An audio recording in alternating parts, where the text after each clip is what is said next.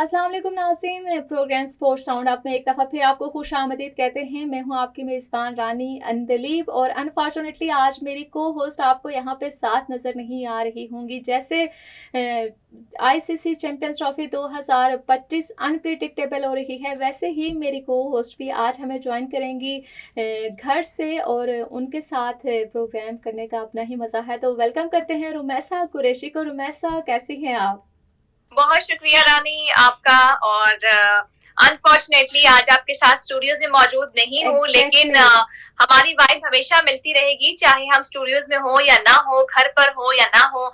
हम बस एक फ्रेम में मौजूद हैं, इससे बढ़कर हमारे लिए क्या होगा। और नाज़रीन, आपको खुशामदीद कहती हूँ और आज का प्रोग्राम काफी दिलचस्प होने वाला है, क्योंकि अब बात कर लेते हैं आईसीसी चैंपियंस ट्रॉफी 2025 के फाइनल पर। इससे पहले हमने प्रोग्राम किया था, उसमें सेमीफाइनल्स की डिस्कशन चल रही थी। उससे पहले अगर बात की जाए तो वन ऑन वन मैचेस की बातें हो रही थी, लेकिन अब बारी आ जाती है फाइनल की। अगर आपको याद हो तो 2017 में फाइनल जो है वो आईसीसी चैंपियंस ट्रॉफी का पाकिस्तान ने जो है वो जीता था, अपने नाम किया था। और डिफाइंड चैंपियन पाकिस्तान अब नहीं है इस आईसीसी चैंपियंस ट्रॉफी में। अब फाइनल की अगर बात करें तो न्यूजीलैंड और इंडिया ने क्वालिफाई कर लिया है और दुबई के इंटरनेशनल क्रिकेट स्टेडियम में ये खेला जाने वाला मैच है, जो बहुत ही दिलचस्प होने वाला है। हमारे साथ प्रोग्राम में साथ देने के लिए अहमद हमाद सिद्दीकी साथ मौजूद होंगे। बहुत ही गहरी नजर रखते हैं स्पोर्ट्स पर, बहुत ही जबरदस्त जर्नलिस्ट हैं और one of the senior journalist of sports हैं। क्रिकेट पर काफी गहरी जो है वो नजर रखते हैं। इनको खुशामदीद कहते हैं। अहमद साहब, आपको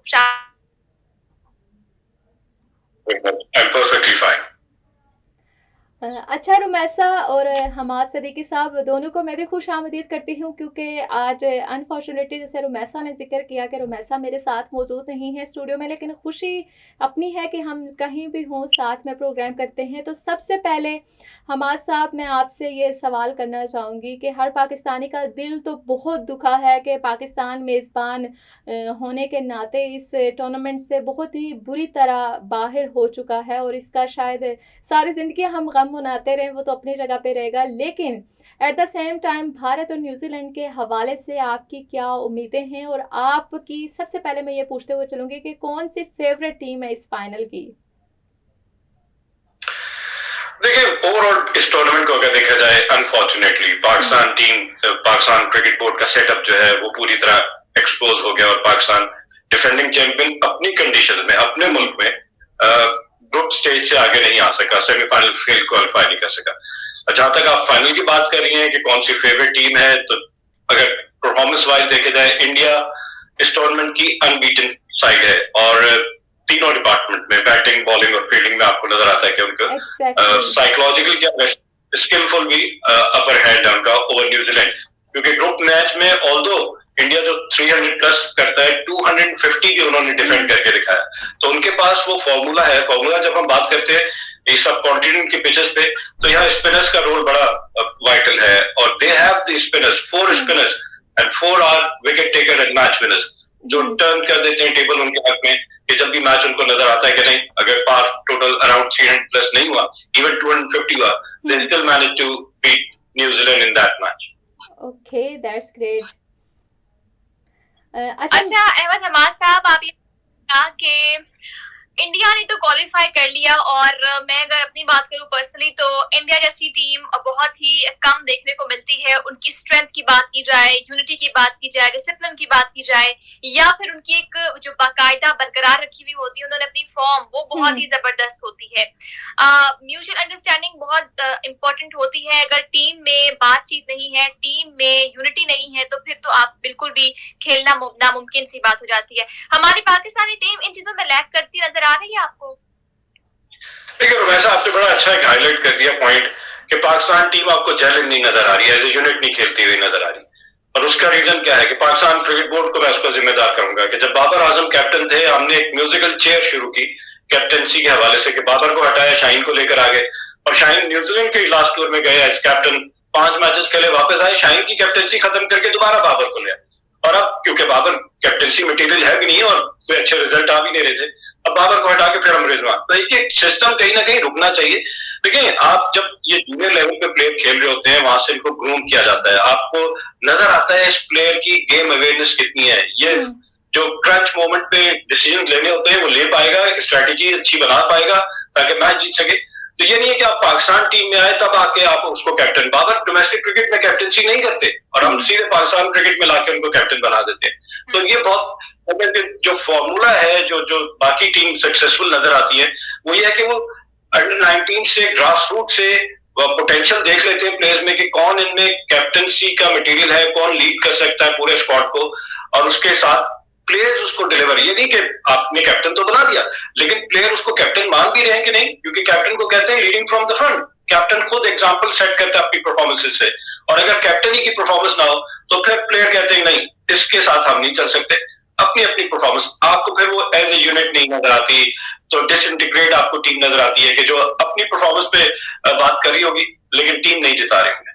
बिल्कुल ऐसा ही हमें हमारे साथ देखने को मिला है। और जहाँ पे अगर बात हो रही है पाकिस्तानी टीम की, तो सबसे पहले तो मैं यहाँ पे ये कहना चाहूँगी कि I don't know why Pakistani team की सिलेक्शन कमेटी ने इतने बड़े बड़े ब्लंडर्स किए हैं कि हमारे जो स्पिनर्स को हैं वो बिल्कुल ही लाना, मैं तो ये कहूँगी कि भूल गए हैं। और कुछ ऐसी सिलेक्शन उन्होंने की है कि ये जो इंतज़ार हो रहा था स्क्वाड के ऐलान का, मैं तो ये सोच रही थी कि शायद कोई गोरे नायाब तलाश कर रहा हो हमारा बोर्ड, और एट द सेम टाइम जब स्क्वाड का सामने आया तो वही चेहरे, वही चीज़ें हमें देखने को मिली। तो अब शायद पाकिस्तानी क्रिकेट बोर्ड को होश आए और कुछ चीज़ें दुरुस्त सिमत की तरफ जाए, हम तो यही दुआ कर सकते हैं।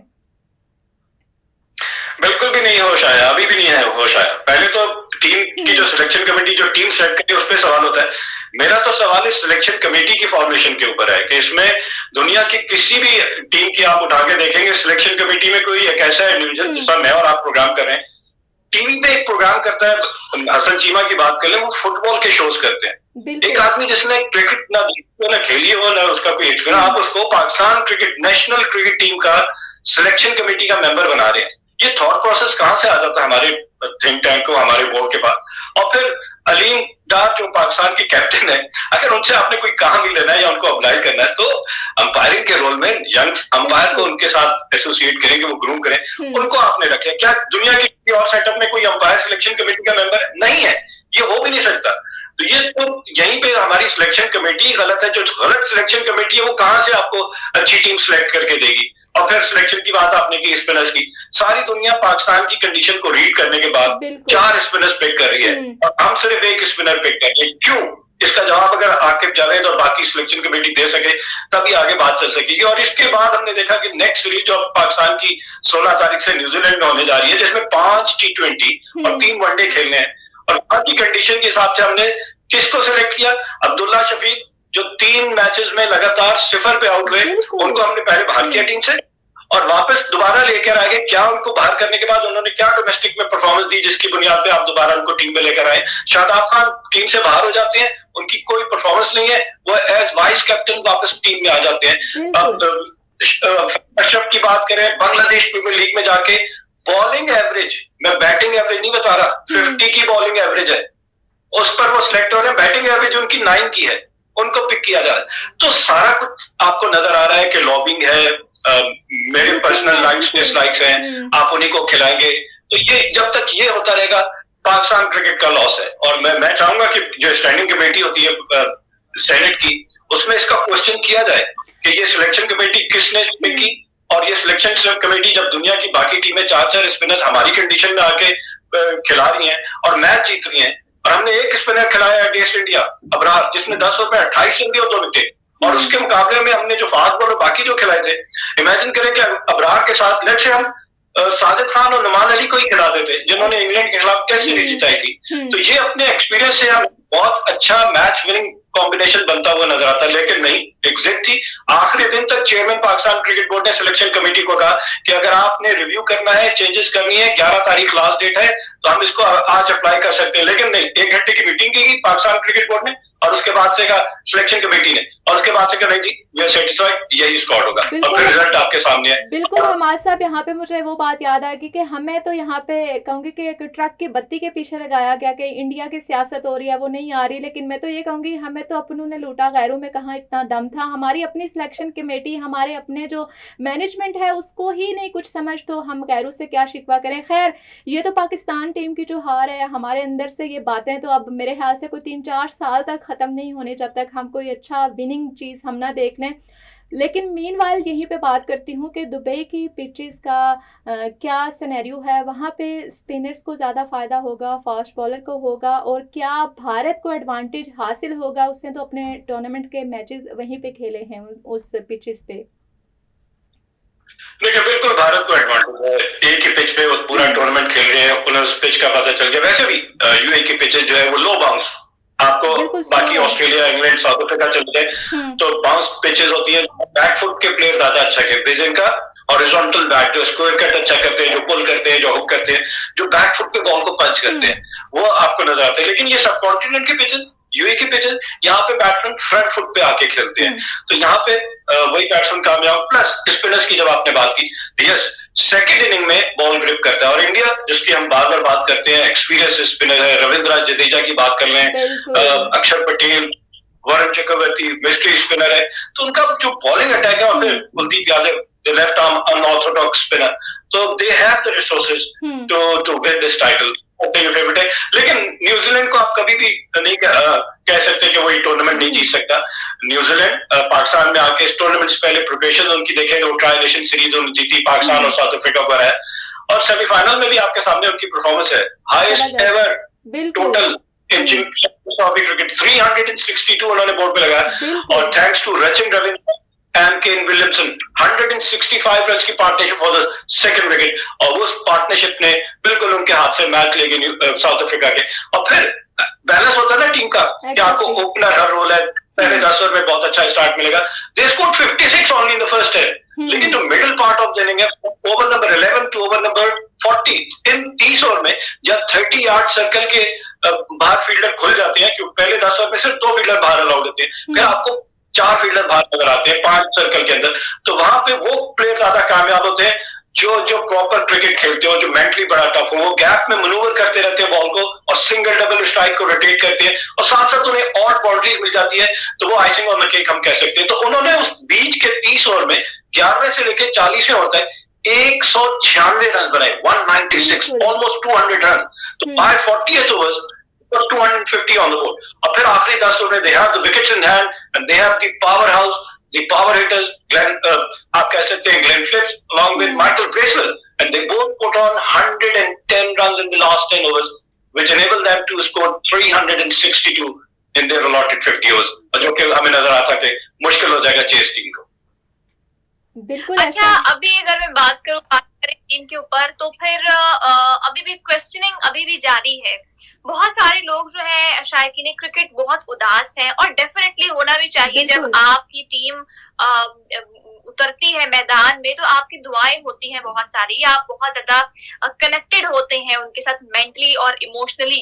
तो बीइंग एंकर मैं भी बहुत ज्यादा अपसेट रही, और जितने हमारे क्रिकेट लवर्स हैं वो भी बहुत अपसेट रहे पाकिस्तान की शिकस्त पे शिकस्त मिलती जा रही है। कहते हैं तारीख पे तारीख, तारीख पे तारीख, तो पाकिस्तान का तारीख वेट करें, अभी फिर स्टेटमेंट आएगी कि एक सर्जरी होगी दोबारा से, और वो ना होने के बराबर होती है, तो यही होता है। देखिए जब तक आप सिंसियर नहीं होंगे, जब तक आप सिंसियर नहीं होंगे ना, और right man for the right job नहीं आप अपॉइंट करेंगे, तो आपको ऐसे रिजल्ट में। मुझे अफसोस किस बात का होता है, आजकल आप तमाम टीवी चैनल्स पे देखें, फॉर्मर इंटरनेशनल क्रिकेटर्स जो है पाकिस्तान के, वो तबसरे कर रहे होते हैं। तो मैं कहता हूं कि आपको इस मुल्क ने इतना नाम दिया, आपको इतना फेम मिला, जाहिर है आपने अर्न भी बहुत कुछ किया, फाइनेंशियली भी बड़ा आप स्ट्रांग हो गए, तो अब टाइम है आपको रिटर्न करने का। अब आप अपने मुल्क को रिटर्न, टीवी पे बैठ के तबसरे ना करें, आए पाकिस्तान क्रिकेट बोर्ड को कहे कि मैं इसको ठीक करता हूं, मैं ये जिम्मेदारी लेता हूं। मैं ग्रेट वसीम अकरम को कहूंगा, इंजमाम उल हक को कहूंगा, बाकी जितने भी है, शोएब अख्तर आपको नजर आ रहे हैं, हफीज मोहम्मद हफीज नजर आ रहे हैं, शोएब मलिक नजर आ रहे हैं, जहां ना आप हर टीवी चैनल पे देखें, आप कोई ना कोई बैठा हुआ है अपने अपने तबसरे कर रहा है, तो उस तबसरे से हमें कोई आप आए क्रिकेट बोर्ड के साथ एक टाइम आप एक अपना प्लान बनाएं, उनके साथ शेयर करें कि जी ये टाइम फ्रेम है, हम पाकिस्तान क्रिकेट की बेहतरी के लिए आ गए मैदान में और हम पाकिस्तान क्रिकेट को दोबारा रिवाइव करने। इंशाल्लाह। अच्छा, आप क्या समझते हैं कि बीजेपी ने जितना फोकस स्टेडियम्स की तामीर और मुरम्मत पर लगाया है, लश पश कश कर दिए हैं सारे स्टेडियम्स अगर देखे जाए पिंडी के, लाहौर के और दीगर शहरों के, तो जितना फोकस स्टेडियम पे किया है, इतना अगर फोकस खिलाड़ियों के सिलेक्शन पे किया जाता, उनकी प्रैक्टिस पे किया जाता, तो क्या ख्याल है, ये गलत तो नहीं फोकस हो गया? क्या फोकस किया गया स्टेडियम पे? सारी दुनिया में अगर मैचेस के दौरान बारिश होती है तो आप देखते हैं कि पूरा ग्राउंड कवर कर लिया जाता है। हमारे पास पूरा ग्राउंड कवर करने के लिए कवर्स नहीं थे मौजूद और हम तो शर्मिंदगी हुई हमें सारी दुनिया के सामने कि हमारे पास, अच्छा और तो और वो वाइपर लेके ग्राउंड में घास पे पानी खुश कर रहे हैं, स्पंज लेके खुश कर रहे हैं। मतलब क्यों आप अपने मुल्क का मजाक उड़ा रहे हैं? सुपर सॉपर मशीनें कितने की आएगी? 4 मशीनें आप लाके हर स्टेडियम में खड़ी कर देते, वो ग्राउंड को खुश करते हैं। आप इतना महंगा इवेंट 29 साल के अरसे के बाद आप इतना बड़ा इवेंट करा रहे हैं और वेदर फोरकास्ट आपको पूरे महीने का आ जाता है। आपको नहीं पता था कि बारिश एक्सपेक्टेड है, आपने उसके क्या इंतजाम किए थे? सबसे पहला काम था कि आपको पूरे ग्राउंड का कवर आपके पास होना चाहिए था और साथ साथ आपके पास सुपर सॉपर मशीन होनी चाहिए थी। ये वाइपर और स्पंज लेके ग्राउंड में भाग रहे हैं, आप अपने मुल्क की तस्दीक कर रहे थे। बिल्कुल अमाद साहब, आप सही कह रहे हैं कि ना सिर्फ हमें हमारे प्लेयर्स ने शर्मिंदा किया बल्कि बहुत से ऐसी चीज़ें इस इवेंट के बाद सामने आई हैं कि मेरे ख्याल से अगर मैं यहाँ पे अगर कहती कि मेरे पास अगर कोई अथॉरिटी होती या कुछ होता तो मैं हिटलर वाला यहाँ पे ज़रूर असूल अप्लाई करती और एक नई टीम और एक नई चीज़ें तश्कील करती। खैर, ये तो पाकिस्तानी टीम की कंडीशन और हालत है, तो आप मुझे ये जी हमने आपको अथॉरिटी दी, आप करें हिटलर वाला काम। बिल्कुल, अब मैं तो कहती हूँ कि बिल्कुल ऐसे ही हम मोहसिन नकवी अगर डिसीजन लेते हैं तो उनको लेना चाहिए और सबसे पहले उन्हें खुद रिजाइन करना चाहिए कि उनकी मैनेजमेंट और उनकी सोच और उनकी चीज़ें आई डोंट नो, अगर उनकी सुनी नहीं गई तो फिर वो किस हद के चेयरमैन है और क्या उन्होंने डिसीजन लिया। तो खैर यहाँ पे मैं ये जानना चाहूँगी कि न्यूजीलैंड को और New Zealand no doubt India one of the most favourite team अब सबकी हो चुकी है और बहुत अच्छी उसकी हिकमत अमली भी है, तो न्यूजीलैंड को क्या हिकमत अमली अपनानी चाहिए इंडिया के अगेंस्ट फाइनल में? देखिए, न्यूजीलैंड की सिर्फ बैटिंग का इशू नजर आया कि लास्ट मैच की अगर बात की जाए, न्यूजीलैंड ने 249 पर कर लिया था, तो उनके बॉलर्स ने बहुत अच्छी बॉलिंग नजर आया कि आपको उनके कैप्टन है मिचेल सैटनर, जबरदस्त बॉलिंग कर रहे हैं, साथ उनका दे रहे माइकल ब्रेसवेल। ब्रेक के बाद मैं आपको ज्वाइन करना चाहूंगी, यहाँ पे एक छोटी सी ब्रेक का वक्त हुआ जाता है, ब्रेक के बाद वापस लेते हैं आपको लाइन पे। जी अमाल जी, मैं भी कह रहा हूँ न्यूजीलैंड मेरे हिसाब से बहुत अच्छी साइड है और जब लास्ट लीग मैच खेली अगेंस्ट इंडिया, उनके बॉलर्स ने बड़ा अच्छा काम किया था। 249 पे इंडिया जैसी पावर हाउस बैटिंग लाइनअप को उसने 249 पे रिस्ट्रिक्ट किया। Captain leading from the front हम कहते हैं, उनके कैप्टन है मिचेल सैटनर, बड़े अच्छे लेफ्ट आर्म लेग स्पिनर है, उनकी बॉलिंग परफॉर्मेंस देख ले। फिर उनके साथ right arm off spinner Michael Bracewell, वो भी बहुत एक्सपीरियंस है, यूटिलिटी बॉलर साथ साथ बैटिंग, तो बैटिंग वो बैलेंस टीम का बहुत अच्छा करते हैं। Then they have Glenn Phillips, क्या जबरदस्त ऑफ स्पिन कर रहे हो और फिर बैटिंग आपको नजर आता है अब्दुल रज़ाक जैसे स्टाइल में बैटिंग करते हैं और फील्डिंग के कैचेस तो आपने देख ली कि विराट कोहली का क्या जबरदस्त कैच पकड़ा उन्होंने। और एक और उनके पास Rachin Ravindra left arm leg spinner, तो उनके पास 4 स्पिन बॉलिंग ऑप्शन है। तो वो कहते हैं ना हर टीम को मैन टू मैन मुकाबला करना है, तो अगर इंडिया के पास 4 स्पिनर है तो न्यूजीलैंड के पास भी 4 स्पिन। न्यूजीलैंड कहां स्ट्रगल की लास्ट मैच में, 249 बहुत छोटा टोटल है, नहीं चेज कर पाई। उनके पास स्पिनर्स, इंडिया के क्वालिटी स्पिनर्स को खेलने के लिए सवाए मैं कहूंगा कि उनके main batsman Kane Williamson who scored 77 और कोई परफॉर्म नहीं कर सका। अगर रचिन रविंद्र जिस तरह इन्होंने सेमीफाइनल में परफॉर्मेंस दी है केन विलियम के साथ और बाकी बैट्समैन उनका middle order top order perform करता है, तो मैं खास एक अच्छा मैच देखने को मिलेगा। ठीक हो गया, जबरदस्त हो गया। और इंडिया को आपके क्या लगता है उसको कहाँ पे मुश्किलात आ सकती है न्यूजीलैंड के अगेंस्ट और उसको क्या हिकमत अमली अपनानी चाहिए? इंडिया देखें वो टीम है जो अभी तक कोई मैच नहीं जीती, उनका कोई बुरा दिन अभी तक नहीं आया। बिल्कुल, तो माइट भी फाइनल में तो नजर आया कि इंडिया चौक कर जाए। होता है कुछ टीमें ऐसी होती हैं थ्रू आउट द टूर्नामेंट बहुत अच्छा खेल रही होती हैं, लेकिन फाइनल में आके ऑन द क्रंच डे जो मैटर करता है सबसे ज्यादा, वहां हो सकता है न्यूजीलैंड का दिन हो और इंडिया जिन पे रिलाई कर रही हो, जो इंडिया की बैटिंग लाइनअप है, शुभमन गिल है, रोहित शर्मा है, विराट कोहली, ना क्लिक कर सके। बिल्कुल ऐसा ही है और मेरे ख़्याल से वो जब कहते हैं ना ज़्यादा अगर हम जीत भी जाएँ तो अपने ऊपर ज़्यादा कॉन्फिडेंस हो जाता है और मैं चाहूँगी कि अब बीइंग अ पाकिस्तानी बिल्कुल हम अगर बाहर भी हो गए इवेंट से तो मैं तो यहाँ पे न्यूज़ीलैंड को सपोर्ट करते हुए दुआ करूँगी कि न्यूज़ीलैंड जीते एटलीस्ट इंडिया ना जीते और मैं भी एक पाकिस्तानी होने का सबूत दूँ। रुमैसा आप कुछ कहना चाहेंगी क्योंकि प्रोग्राम का वक़्त भी अपने इख्तिताम की जानिब बढ़ रहा है। बिल्कुल ऐसा ही है। मैं तो बहुत अब तो खैर वो उस तरह की पुरजोश नहीं हूँ क्योंकि अब तो फाइनल में पाकिस्तान को हम नहीं देख पा रहे हैं। बिल्कुल। लेकिन उदास भी एट द सेम टोकन हूँ क्योंकि मेरी फेवरेट टीम ऑस्ट्रेलिया थी और वो ही मैदान से बाहर हो गई है और थ्रू आउट अगर देखा जाए तो ऑस्ट्रेलिया ने बहुत अच्छा परफॉर्म बिल्कुल। किया है भी वो मैदान में उतरा है। और अगर देखा जाए तो आईसीसी चैंपियंस ट्रॉफी में इन दो टीम्स को, ऑस्ट्रेलिया को और इंडिया को, बहुत पावरफुल क्रिकेट टीम समझा जाता है। लेकिन ऑस्ट्रेलिया अगर फाइनल में ना आ सका तो फिर अब बल्कि और डेफिनेटली नहीं आया तो ये तो मेरे लिए बहुत अपसेट होने वाली बात है। अब फाइनल में जो है मैं सिर्फ ये देखना चाहूंगी कि इंडिया कैसा परफॉर्म करता है क्योंकि अब जो साथ उसकी साथी टीम है उस टीम राइट नाउ अगर देखा जाए तो। अहमद साहब आपका बहुत बहुत शुक्रिया, आपने अपनी हमें कीमती राय से आगाह किया और एट द सेम टोकन रानी आपका भी बेहद शुक्रिया। हम दूर हैं लेकिन है पास। बिल्कुल हम भी जो है हाइब्रिड मॉडल पे आ गए रुमैसा के साथ स्पोर्ट्स राउंड अप में। और नाज़रीन हमें दीजिए इजाज़त, मिलते हैं अगले प्रोग्राम में और होगी डिस्कशन न्यूजीलैंड और इंडिया के माबैन किसकी जीत है और आईसीसी में क्या रिकॉर्ड बने, क्या ऐसे रिकॉर्ड बने जो सारी ज़िंदगी शर्मनाक अंदाज में याद रखा जाएंगे। एक डिटेल प्रोग्राम करेंगे, हमारे साथ रहिएगा। अल्लाह निगहबान।